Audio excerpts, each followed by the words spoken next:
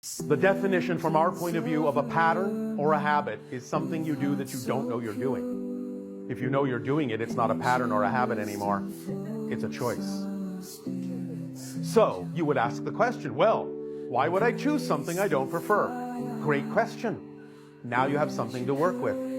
But if you just say, it's a pattern, it's a habit, I can't help it, you have nothing to work with. So then, like someone... One moment. Okay, sorry. One moment. That's all right. Yeah.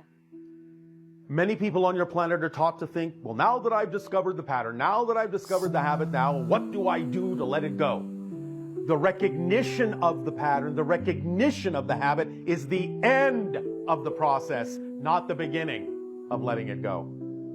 You have to be outside the forest to look back and see that it was a forest.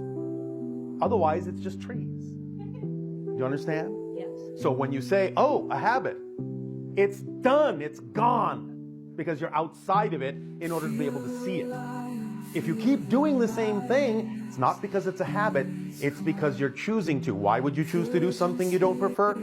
Because you have a definition attached to it that says it is the thing that benefits you the most. Does that make sense? Not at all.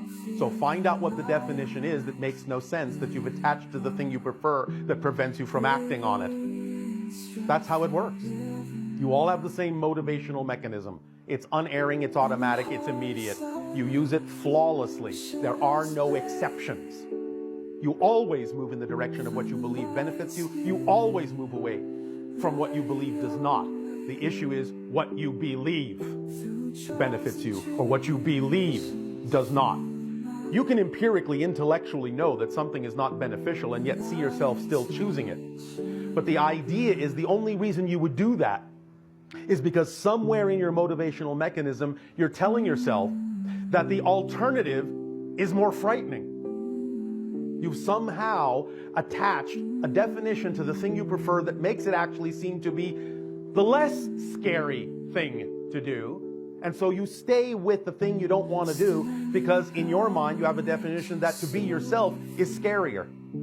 When you find out what that definition is that's making you run away from who you really are, and you identify it, you will see it's nonsensical and illogical, and you'll drop it. And then you will move in the direction of what you prefer instead of in the direction of what you don't.